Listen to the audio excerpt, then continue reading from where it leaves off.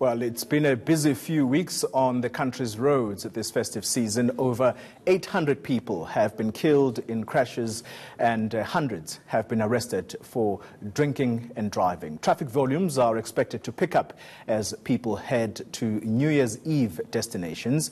For an update on the traffic situation, I'm joined by Transport Minister Blade Nzimande, who joins us live from Hilton in KwaZulu-Natal. Minister, good evening to you. Thank you very much for your time. I think let's start with the latest issue, and that is that of a traffic officer who was run over by a bus here in Gauteng on the N1 in Pretoria. I think she becomes the third officer to have been killed just this festive season alone. The question, therefore, Minister, is the safety of law enforcement officers becoming a cause for concern in our country?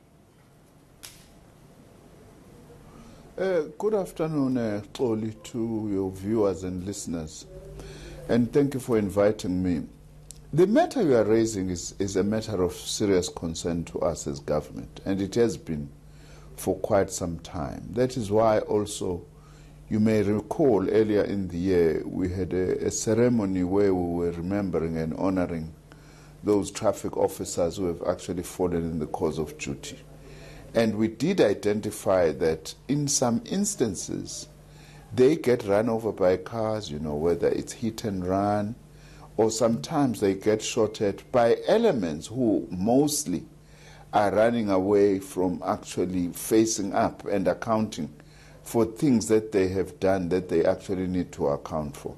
So firstly, I must say that we strongly condemn the attack of any kind, on law enforcement officers. In fact, that is a very, very serious crime and a serious offense, because those are the people who are actually looking after our roads. And I also wish to express my condolences to all those officers who have of late, to the families of the officers who have actually lost their lives, even those who are injured also to be able to recover. This, though, only requires, as we had said before, very close cooperation between ourselves and various community constituencies, that are actually that have an interest in ensuring that we deal with this problem of that are facing us, the problems that are facing us on our roads. Of course, to say we need to work together does not mean that we must not apply the law.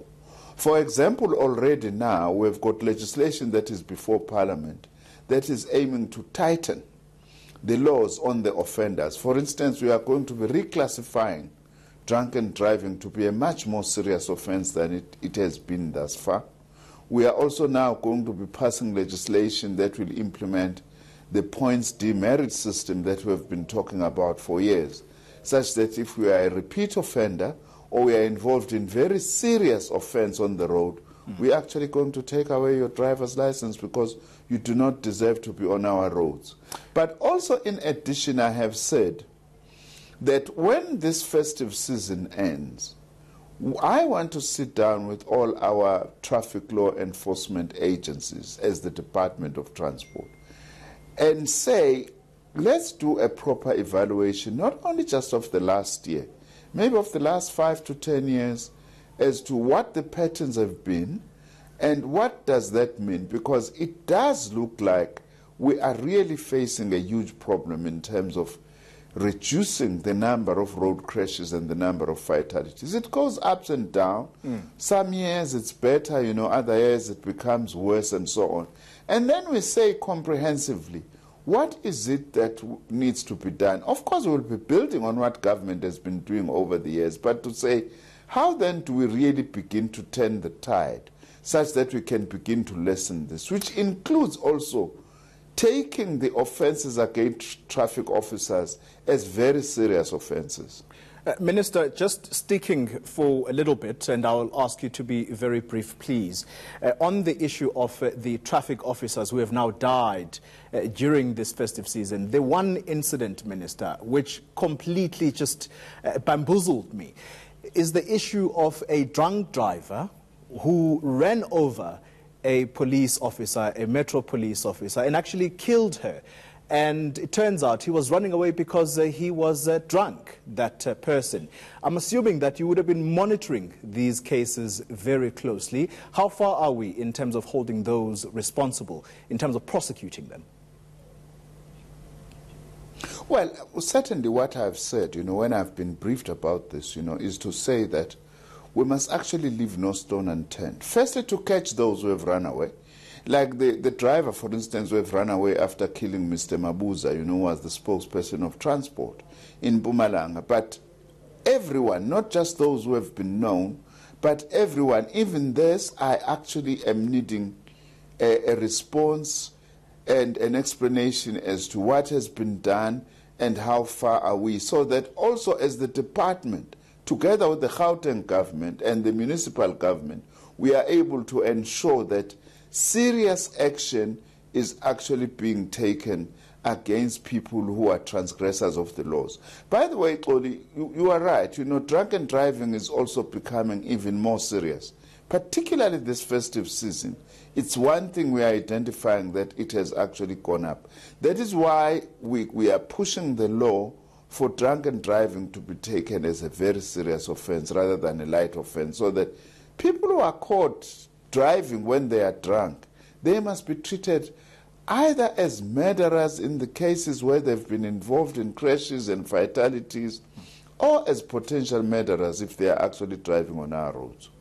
Minister, just finally, the RTMC was quoted recently in a Sunday newspaper as stating that they are pushing for a proposal that after every 5 years, when your license expires, you actually go through the entire system of actually retesting again. The other element of that is that if you are a recently qualified driver, you're not allowed to take long distances without an experienced driver next to you. Are you in support of those proposals? Well, those, as you say, are proposals that the RTMC has been discussing. They have not officially tabled them before myself, for instance, and the MECs of transport nationally. Of course, we have said to the RTMC, go and look at what else, as I was saying earlier, needs to be done in order to stem the tide of road crashes, fatalities, and injuries. But those have not been formally tabled before us, and when they are formally tabled before us, together with other proposals, we will certainly look into them. But as things stand now, there are no such decisions, for instance, to retest drivers every 5 years and so on. We will have to take that process through a proper policy discussion. For instance, what will have to happen is that whatever proposals are made to myself, we'll have to take them to Cabinet, and after Cabinet, we'll have to circulate them for the whole country to actually discuss and engage and be able to state its own views about what needs to be done, after which then government will have to properly consider that and finalize them into policies, into legislation, and so on. I appreciate the fact that you're saying, Minister, these have yet to be brought to you, these proposals by the Road Traffic Management Corporation, but just your opinion on the sensibility of what is being proposed here. Does it make sense, for example, that if you are a novice driver, you surely cannot take long distances by yourself because you're newly qualified? But also, how do you respond to those who say the issue of retesting people after every 5 years is simply going to exacerbate corruption, police officers pocketing money?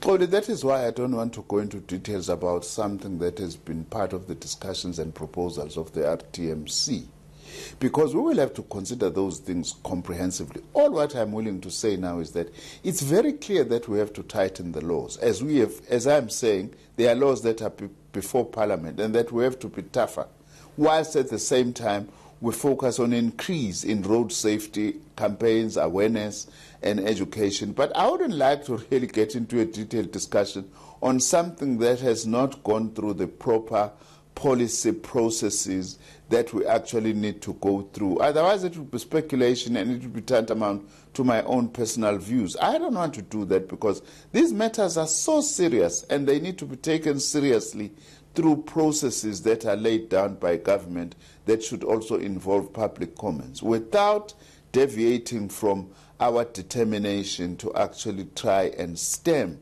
this tide of unacceptable slaughter on our roads, which is the only way we can describe it at the moment. Just finally, Minister, and very briefly, please, over 800 people have now died just this festive season alone. Perhaps one last try at putting out the message around safety on our roads. What is it that you can say more to the South African public about driving responsibly on our roads? You know what is of serious concern, Paul, is that all our research and indications point to the fact that, based on actual incidents, is that more than 80%, of our road crashes, fatalities and injuries are as a result of human error, recklessness. For instance, the Durban Metro Police have actually been saying during this festive season, around Christmas in particular, there's been a spike, a huge increase on drunken drivers. Unfortunately, it happens this time that it's more women who are actually found to be more drunken, which goes against what has been a pattern, that women are often better drivers, So all those things, what they are pointing to is the fact that we need to be tougher, and we are on the right track in terms of strengthening the laws, but at the same time we do need to increase education. Minister Nzimande, thank you very much for your time.